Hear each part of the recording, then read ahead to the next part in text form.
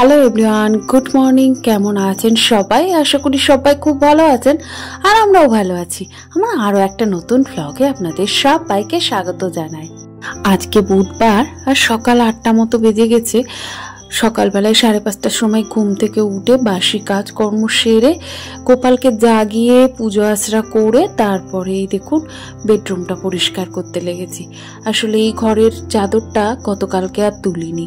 গতকালকে আমার রুমের চাদরটা তুলেছিলাম, আর চাদর তুলে রাখলেই না মনে হয় যে ফেলে রাখবো, থেকে কেচে নিই, আর একসাথে অনেক জামা কাপড় কাচাটাও পসিবল না, তো ওই জন্য আজকেই তুললাম। আর গতকালকে মাও বিকেলবেলায় দিদিভাইয়ের বাড়ি গেছে, মা তো বাড়িতে নেই। আর এদিকে আজকে রান্নাটাও বসাতে হবে ঝটপট করে, কারণ ওদিকে আবার ভাই তাড়াতাড়ি খেতে আসবে, আমার হাজবেন্ড তাড়াতাড়ি খেতে চলে আসে। তো এই তো একদম চাদর পেতে, কাঁচা চাদর পাতলে না বেশ সুন্দর লাগে বলুন ঘরটা। আর এই তো এদিকে রান্নাটাও বসিয়ে দিয়েছি। আজকে পুঁই মুচুরি আর বিট দিয়ে পেঁয়াজ দিয়ে একটু ভাজা করছি, আর সাথে করব ডিম আলুর তরকারি। তো ডিম আলুটা সেদ্ধ বসিয়ে দিয়েছি, মানে ডিম আলুর ঝোল হবে, তো সেটাই সেদ্ধ বসিয়ে দিয়েছি। আর ভাতটা একটু পরে বসাবো, কারণ একেবারে রাত্রিরের ভাতটা করে রাখি, আর ওদিকে হাজবেন্ড নিয়ে যায়, তারপরে ভাইও খাবার নিয়ে যাবে আজকে, তো তাই জন্য একটু লেট করেই করবো। আর এই দেখুন ডিম আলুটা সেদ্ধ হয়ে গেছে। আর এখন নতুন আলু দিয়ে না, ছোট ছোট নতুন যে আলুগুলো হয়, সেই আলু দিয়ে ডিম আলুর ঝোল বলুন, আলুর দম বলুন, বেশ ভালো লাগে বলুন। আর এই তো সমস্ত কিছু ছাড়িয়ে নিয়েছি। আর এদিকে ছাড়াতে না এদিকে বিট, পুঁই মুচুরি আর পেঁয়াজ দিয়ে যে ভাজাটা বসিয়েছিলাম সেটাও হয়ে গেছে। সোনার বাবা আসলে পুঁই মুচুরি ভাজা খেতে ভীষণ ভালোবাসে, তাই আজকে বাজারে যখন গেলাম দেখতে পেলাম, আর একটু অল্প দামেও পেয়েছি, তো সেই জন্য ভাবলাম যাক, অনেকদিন থেকে বলছিল একটু এনে করেই দিই। আর এমনিতেও পুঁই মুচুরি ছাড়াও বিট ভাজাও কিন্তু ভীষণ ভালো লাগে জানেন। আর এবারে দেখুন ডিম আলুর ঝোলটা বসিয়ে দিচ্ছি। ওদিকে আলু ডিম সুন্দর করে তেলের মধ্যে একটু হলুদ দিয়ে ভাজা করে নিয়েছি, আর এরপরে তেলে সামান্য একটু 5 ফোড়ন দিয়েছি। আর দেওয়ার পরে দেখুন পেঁয়াজ আর টমেটোটা দিয়ে একটু হলুদ আর সাথে দিলাম লবণ। এবার ওটাকে ঢাকা চাপা দিয়ে বাইরের যে সমস্ত টুকিটাকি কাজগুলো রয়েছে সেগুলো সেরে নিলাম। আর এদিকে দেখলাম সমস্তটাই হয়ে গেছে। ওদিকে আদা, রসুন, জিরে, ধনে, কাঁচা লঙ্কা একসাথে পেস্ট করে রেখেছিলাম। তো ব্যাস দিয়ে ভালো করে কষিয়ে ডিম আলুটা দিয়ে এবার কষাবো। অনেকক্ষণ ধরে কষাতে হবে। আসলে যে কোনো রান্না কষানোর উপরেই কিন্তু সবটা নির্ভর করে। আপনি যত ভালো কষাবেন রান্না খেতেও কিন্তু ততটাই ভালো হবে। ব্যাস জল দিয়ে দিলাম। চলুন এবার ঝোলটা ফুটতে থাকুক, আর দেখি যে সমস্ত কাজগুলো রয়েছে সেগুলো করি। সংসারে যেসব বেসিক কাজ আমরা করি তাছাড়াও এরকম অনেক কাজ থাকে। আর এই দেখুন অনেক দিন ধরেই ভাবছি যে ফ্রিজের এই নিচের যে বক্সটা সেটা পরিষ্কার করতে হবে। আসলে আজকে সবজি দেখলাম একেবারেই বাড়ন্ত, 2টো মতো মোচা পড়ে আছে, সেই মোচা 2টা ছাড়ানোই হচ্ছে না জানেন। শাশুড়ি মা থাকলে উনি ছাড়িয়ে দেন, আমি কেটে নিই। আর আমার না মোচা ছাড়াতে ভীষণ আলিস্যি লাগে, কিন্তু খেতে ভীষণ ভালো লাগে। তো কি করব দেখি, রাত্রির দিকে বসে মোচাটা ছাড়িয়ে নিতে হবে। আর আসলে সন্ধেবেলার দিকে এডিটিংয়ের কাজ করি, তো তাই জন্যে আর সেগুলো আর হয় না। তো এই দেখুন বাস্কেটটা ধুয়ে রোদ্দুরে মেলে দিলাম। দাঁড়ান, বারান্দার উপরে বেশ কয়েকটা জামা কাপড় ঝুলছে, যেগুলো শুকনো তুলে দিই, তবে প্যান্টটা না একটু স্যাঁতস্যাঁতে লাগছে। চলুন প্যান্টটা একটু উঠোনে দিয়ে আসি, আর এগুলো ঘরে রেখে দিই।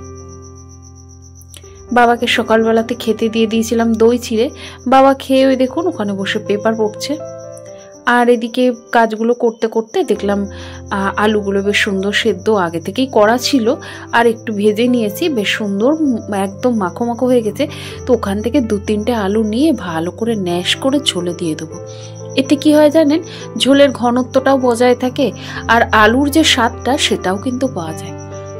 দাঁড়ান একটু ধনেপাতা দিই। আজকে সোনার বাবা বকলেও কিছু করার নেই, অনেক দিন পর ডিম আলুর ঝোল করছি, তো একটু ধনেপাতা ছিল। তবে সেইভাবে যে খুব যে একটা দিয়েছি তা নয়, ওই মোটামুটি একটু হালকা পাতলা একটুখানি গন্ধ হওয়ার জন্যই দিয়েছি। আসলে কি বলুন তো, আমার শ্বশুরবাড়িতে না ধনেপাতা খেতে একেবারেই পছন্দ করে না। আসলে ওর মা, মানে আমার শাশুড়ি মা, রান্নাতে তো ধনেপাতা দিতেন না, তো সেই কারণে তাদের 3টে ছেলে মেয়েরই কারোরই কিন্তু ধনেপাতা খেতে ওদের ভালোই লাগে না। কিন্তু আমার তো ভীষণ ভালো লাগে। আসলে সব রান্নায় দেওয়াও হয় না, আর শুধু নিজের রান্নাতে দেব, ওদেরগুলোতে দেব না, আবার আমারটা তুলে আবার আলাদা করে দেব, তো সেটা না বড্ড বিরক্তিকর লাগে। ওই জন্য যা হয় যখন যেরকম হয় সেরকমটাই খেয়ে নিই।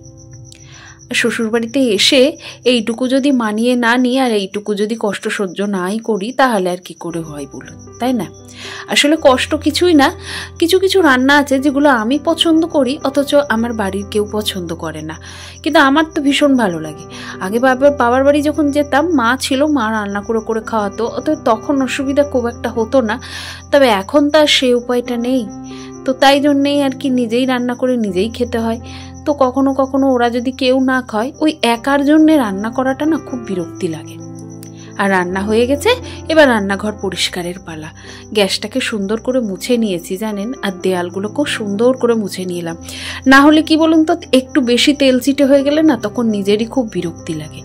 আর ছোট রান্নাঘর তো অসুবিধা তো হয়ই, বিভিন্ন রকমের কাজে অসুবিধা হয় জানেন।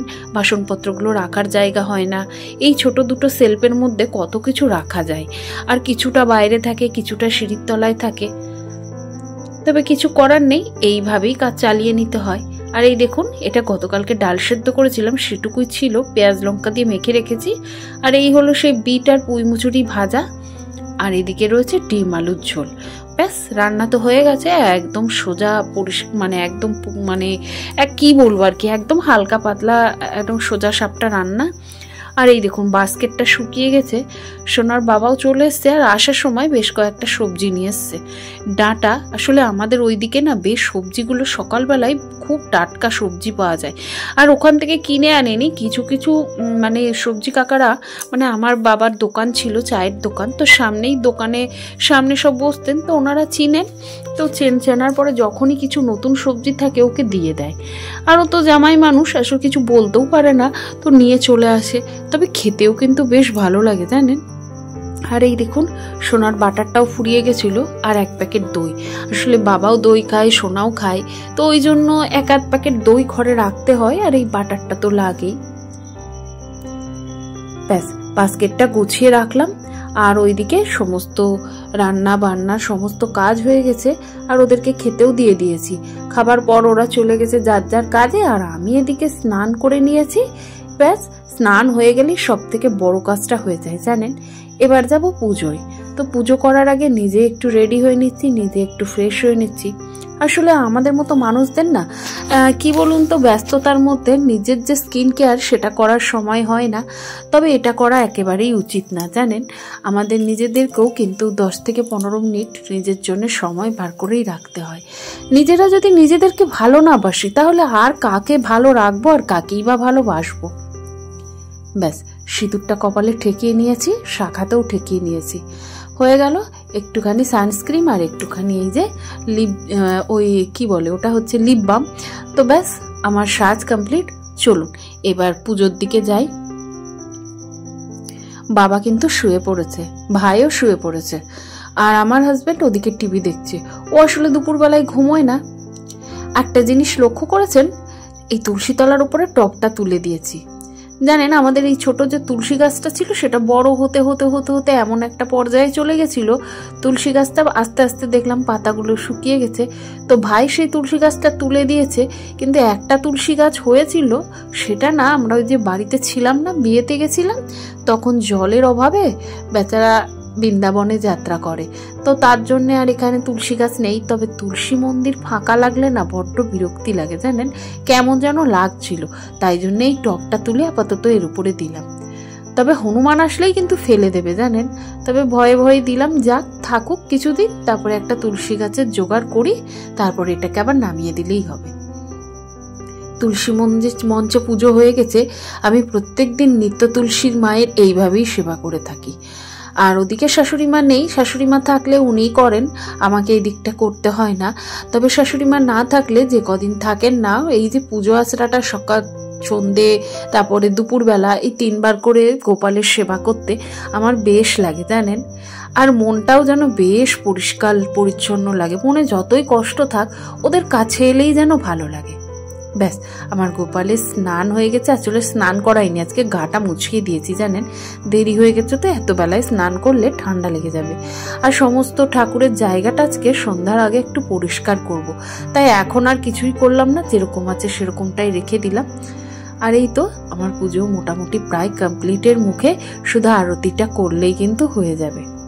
আসলে আমাদের সিংহাসন বলুন, এই ঠাকুর ঘরটা বহু পুরনো, মানে আমার শাশুড়ি মা যখন এখানে আসেন তখনকার।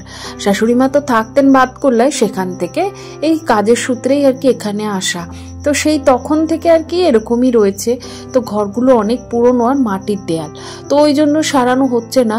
আর ঘরগুলো ঠিক করতে গেলে অনেকটাই আর কি পয়সার প্রয়োজন আছে, অর্থের প্রয়োজন, তো সব কিছু মিলিয়ে না এই মুহূর্তে তো হচ্ছে না। তবে ইচ্ছে আছে ভবিষ্যতে ঠাকুর ঘরটাকে একটু সুন্দর করে সাজানোর। মধ্যবিত্ত সংসারে এই এক মানে অসুবিধে জানেন, যখন যেটা চাইবেন তখন কিন্তু সেটা হবে না। আর এই কষ্টগুলো সহ্য করতে করতেই কিন্তু একদিন আমাদের এই তিল তিল করে গড়ে উঠেছিল রাজপ্রাসাদ। সে রাজপ্রাসাদে, যে রাজপ্রাসাদ আমি এত যত্ন আরতি ভালোবেসে সংসারের কাজগুলো করছি, আগে তো এসব কিছুই ছিল না। অনেক কষ্ট করে ধৈর্য ধরে তারপরে এটা এইটুকু হয়েছে। আর ওদিকে আমি আর সোনা খেয়ে দুপুরবেলায় আজ আর রেস্ট নিইনি, একটু বসেছিলাম, সোনার বিকেলে পড়া রয়েছে। আর এই দেখুন জামা কাপড়গুলো সব সুন্দর করে শুকিয়ে গেছে, চলুন নিচে নিয়ে যাই আর আস্তে আস্তে বিকেলের যে টুকিটাকি কাজগুলো থাকে সেইগুলো সেরে ফেলবো। সোনাকে দিয়ে এসে সন্ধ্যাটাও দিতে হবে। এরপরে ঘর দোরগুলো ঝাড় দিয়ে হাত পা ধুয়ে সন্ধে দিতে যাব। আর এই দেখুন সবই শুকিয়ে গেছে, শুধু এই মায়ের সোয়েটার আর আমার সোনার সোয়েটার, এই দুটোই শুকোয়নি। আর এটা কাচার জন্য ছিল, তাই বালতির মধ্যে রেখে দিলাম। এখানে হাওয়া বাতাসে শুকিয়ে যাবে, আর কালকে সকালে আরো একটু রোদ্দুরে দিয়ে দিলে ব্যাস একদম শুকনো ঝরঝরে হয়ে যাবে। তাহলে চলুন আজকের ভিডিওটি এখানে শেষ করলাম। কেমন লাগলো অবশ্যই কিন্তু জানাবেন। যদি কোথাও ভালো লেগে গিয়ে থাকে প্লিজ একটি লাইক করে দেবেন। চাইলে চ্যানেলটিকে সাবস্ক্রাইব করে আমার ছোট্ট চ্যানেলটির পাশে থাকতে পারেন। আর ততক্ষণ সবাই খুব ভালো থাকবেন, সুস্থ থাকবেন, সাবধানে থাকবেন। আবারও দেখা হবে খুব শিগগিরই পরের কোনো ভ্লগে।